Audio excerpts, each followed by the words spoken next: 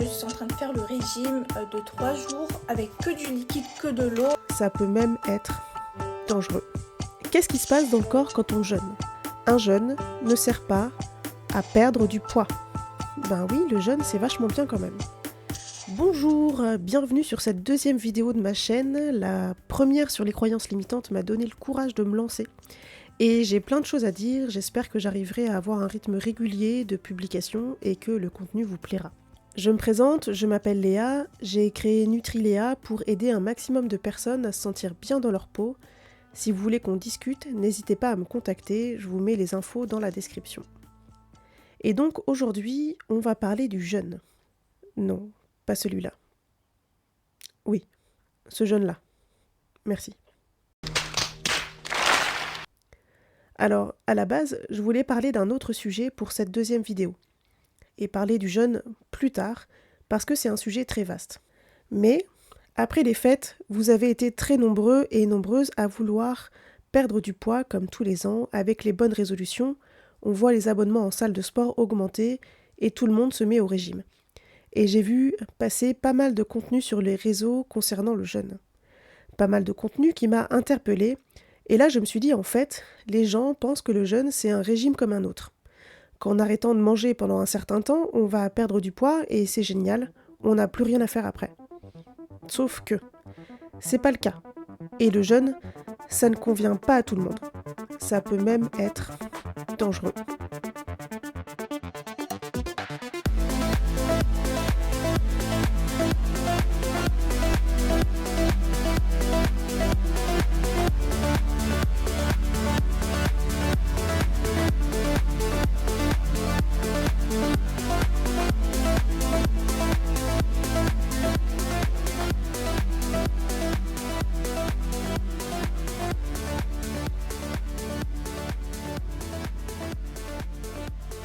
En gros, aujourd'hui, là, je suis en train de faire le régime de 3 jours avec que du liquide, que de l'eau et un café. En fait, vous mangez rien, que des choses liquides sans sucre et des choses comme ça. 3 jours et en gros, on perd 3 kilos en 3 jours. Bon, on va faire le point là-dessus. Tout d'abord, je veux juste préciser une chose, c'est que le jeûne, je le pratique moi-même. Vous allez avoir certainement l'impression que je suis contre cette pratique, mais non. C'est plutôt bénéfique. Je vais juste pointer du doigt certaines choses. Rapidement, avant de parler du jeûne hydrique, on fait un point sur les autres formes de jeûne. On en trouve plusieurs types. Le plus courant est le jeûne intermittent, le 16-8. Vous jeûnez 16 heures et mangez sur une plage de 8 heures, ce qui souvent correspond à sauter le petit déjeuner. Beaucoup de gens font ça et c'est tout à fait ok si vous avez les apports dont vous avez besoin sur le reste de la journée. Et à moins d'avoir un travail physique qui demande de l'énergie ou si vous avez besoin d'être concentré sur une tâche spécifique, eh bien, si vous n'avez pas faim, ce n'est pas grave de ne pas manger le matin. Au passage, on casse un peu cette idée reçue du petit-déj, le repas le plus important de la journée. Il est important, oui, mais je ne vous obligerai pas à manger si vous n'avez pas faim et si vous allez vous retrouver devant un ordi à faire une tâche répétitive. En revanche, si vous avez des fringales, si vous vous jetez sur la nourriture à midi, que vous avez un travail physique, etc., là, je vous recommanderais fortement de prendre un petit-déj. Si possible, salé d'ailleurs, histoire d'éviter un pic de glycémie et les fringales qui viennent après. Un autre jeûne qu'on rencontre assez souvent, c'est le 5-2. C'est un jeûne alterné, c'est-à-dire qu'on va manger normalement pendant 5 jours et jeûner 2 jours, ou réduire drastiquement son apport calorique. Une autre forme de jeûne assez courant, c'est le OMAD, One Meal a Day. En français, un repas par jour. Alors là, faut pouvoir mettre tout ce dont on a besoin en macronutriments dans un seul repas. C'est pas forcément évident, parce que même si vous êtes en déficit calorique léger pour une perte de poids, si votre besoin journalier c'est 2000 calories, faut les manger les 2000 calories en un repas. Donc bon, ça c'est pas sûr que ça passe sur du long terme. Donc il existe plusieurs formes de jeûne, celles que je viens de citer sont assez répandues, mais ce sont pas les seules. Il y en a plein d'autres. Et le jeûne hydrique dans tout ça. Le jeûne hydrique, c'est ne boire que de l'eau, des tisanes, sans sucre évidemment, à la limite des bouillons, pendant une durée limitée qui peut aller de 1 jour à 21 jours, voire plus. C'est en général précédé d'une phase de descente alimentaire et suivi d'une reprise en douceur. Voilà. J'aimerais déjà vous dire que le jeûne, j'étudie ça depuis un moment, je trouve ça très intéressant et je me suis moi-même pliée à l'exercice avec un jeûne de 24 heures, d'abord, puis un jeûne de 3 jours, pour la science et pour vous faire des retours. Généralement, quand on fait des recherches, on trouve énormément de bénéfices. On a la gestion de la glycémie, la prévention de certaines maladies, potentiellement Alzheimer par exemple, grâce notamment à l'autophagie, le renouvellement des cellules en gros, l'amélioration des symptômes de maladies inflammatoires, etc. Donc, beaucoup de choses qui auraient tendance à nous dire « ben oui, le jeûne c'est vachement bien quand même ».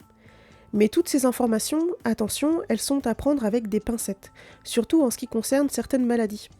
Il y a beaucoup d'études sur les animaux et pour la plupart ce sont des hypothèses qui sont avancées. Et généralement, les études s'entendent sur le fait qu'il faut approfondir les recherches. Donc, qu'est-ce qui se passe dans le corps quand on jeûne ? Je vais simplifier grossièrement, le but ici, c'est pas de faire une vidéo pointue sur les effets du jeûne sur le corps, parce que ce serait trop compliqué et je ne m'y connais pas assez en sciences et en médecine pour aller dans les détails. Et certaines études sur lesquelles je suis tombée sont compliquées à comprendre. D'autant que c'est en anglais.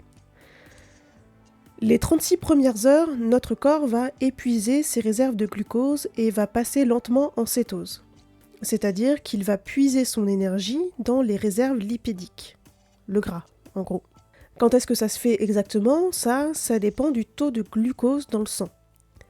Si vous faites du sport, votre corps va épuiser vos réserves de glucose plus vite.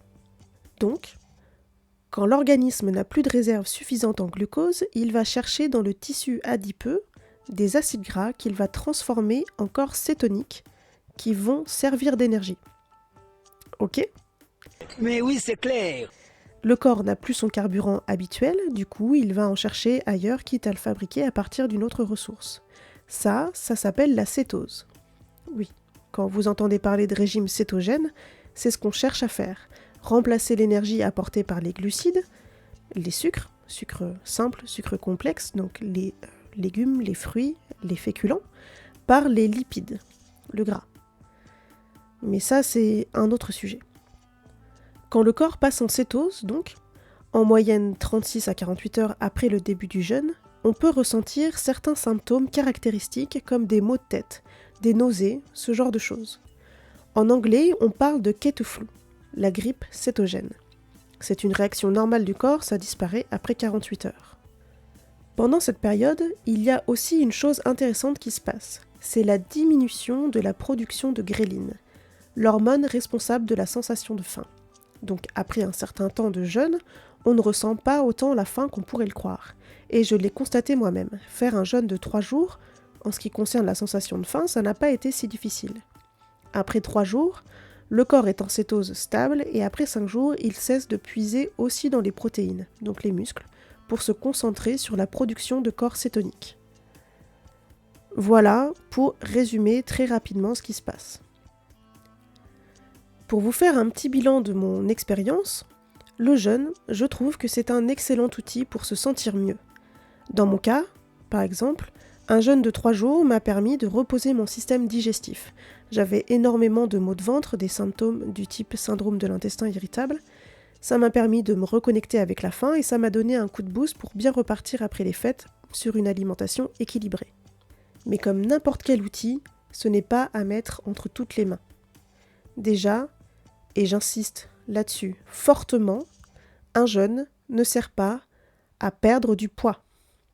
C'est une de ses conséquences, oui, mais ça ne sert pas à perdre du poids. Tout simplement parce que le poids que vous perdez, c'est en majorité du muscle, et ce poids, vous allez le reprendre en vous remettant à manger normalement. D'ailleurs, des études, les sources sont en description bien sûr, ont montré que dans le cadre d'une perte de poids, le jeûne, intermittent ou alterné, n'est pas plus efficace qu'une restriction calorique dans le cadre d'un régime restrictif. Alors, quand je vois des nanas, pour la plupart, dire qu'elles ont fait un jeûne de 7 ou 10 jours, voire plus, et qu'elles ont perdu 10 kilos comme ça, allez-y les meufs, vous allez voir, c'est facile, vous mangez plus pendant 10 jours et après c'est bon, c'est plié, et que je vois les commentaires, moi j'ai perdu tant, allez-y, ça marche, ça m'énerve un peu. Donc si vous faites ça n'importe comment, sans descente alimentaire, sans remontée progressive et sans suivi médical quand c'est au-delà de 3 jours, c'est dangereux. Et ne faites pas comme elle, là, qui conseille d'aller voir un médecin, mais qui l'a pas fait parce que flemme. En gros, qu'est-ce que ça consiste à quoi? Je bois que de l'eau. Je répète, allez voir votre médecin si vous voulez tenter. Donc les vitamines que je prends... Moi, je suis pas parti voir mon médecin parce que j'ai la flemme. C'est ça, les Bion 3. Donc ne suivez pas mon exemple. Vraiment, je le répète. Oui. Et puis vous aurez rien appris. Si vous reprenez la même alimentation, surtout si c'est avec du soda et des fast-foods, ce qui n'est pas à proscrire, mais à limiter, on s'entend, ben, vous allez tout vous reprendre. Et là, c'est l'impact psy qui est costaud. Et c'est surtout ça dont je veux parler. Comme n'importe quel régime très restrictif, ça peut mener à des troubles du comportement alimentaire. Et je pèse mes mots. Quand on vous dit d'arrêter de manger pendant 10 jours pour perdre du poids, que vous faites cet effort intense, et qu'après ça vous reprenez tout, pire, vous en reprenez plus, vous pouvez vous sentir profondément mal, vous sentir coupable peut-être, penser que vous avez fait tout de travers, que vous êtes bon à rien, etc., etc. Ce qui peut également se passer après un jeûne comme ça et sans suivi, dans un but de perdre du poids, c'est d'avoir peur de manger de nouveau. Chez certaines personnes, ça peut déclencher de l'anorexie ou de l'orthorexie par exemple. Donc, si vous avez déjà fait des régimes restrictifs, il y a de fortes chances pour que vous obteniez les mêmes résultats. Et malheureusement, c'est souvent une forte reprise de poids. Donc je le répète, le jeûne ne sert pas à perdre du poids. Ah oui, et ne faites pas de lavement. Oui, vous savez le lavement du côlon prescrit avant un jeûne long. C'est censé limiter les effets secondaires en début de jeûne et la sensation de faim. Apparemment, ne le faites pas. C'est très désagréable et ça sert à rien dans ce contexte. Surtout que si vous faites bien votre jeûne, vous devez faire une descente alimentaire pendant laquelle vous allez manger beaucoup de fruits et de légumes et terminer avec des jus et des soupes. Et ça va suffire à vous purger. Pour ce qui est des effets secondaires que le lavement est censé diminuer, eh bien les plus gros sont en général les maux de tête et la sensation de fatigue qui peuvent arriver au 2e jour. C'est lié au passage de votre corps en cétose, c'est-à-dire que votre corps utilise les lipides, le gras comme carburant plutôt que les glucides, vous vous souvenez. Donc rien à voir avec les intestins purgés ou non. En ce qui concerne la sensation de faim, eh bien, en fait notre corps se régule comme un grand. À partir d'un certain moment, il va produire moins de gréline, l'hormone qui génère la sensation de faim, comme je l'ai dit plus tôt. Donc à moins d'être très constipé, suivi par un médecin ou d'être dans un centre spécialisé dans lequel on va vous préconiser un lavement et pour lequel vous allez être suivi, je ne vois pas l'intérêt de vous enfiler 2 litres d'eau, pire, de café, dans le côlon, pour vous retrouver à vous faire dessus sur le tapis de votre salle de bain. Je sais, c'est dégueulasse. Je tenais à faire cette petite parenthèse parce que j'ai retrouvé pas mal de sites et de vidéos qui conseillaient ça avant ou pendant un jeûne long, mais j'ai trouvé aucune étude attestant des bienfaits d'un lavement.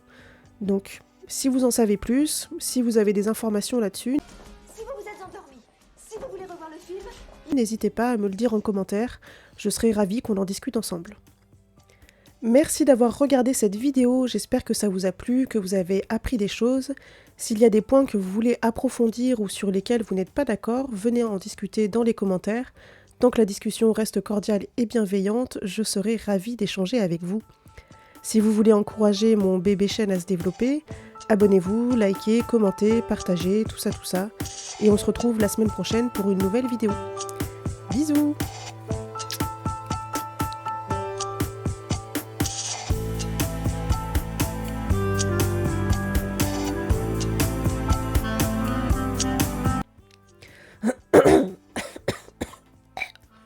C'est l'allergie à la connerie encore qui revient.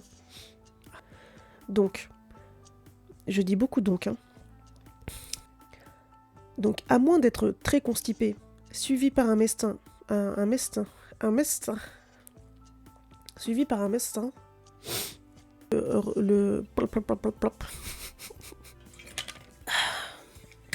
J'adore l'eau. Dans 20-30 ans, il n'y en aura plus.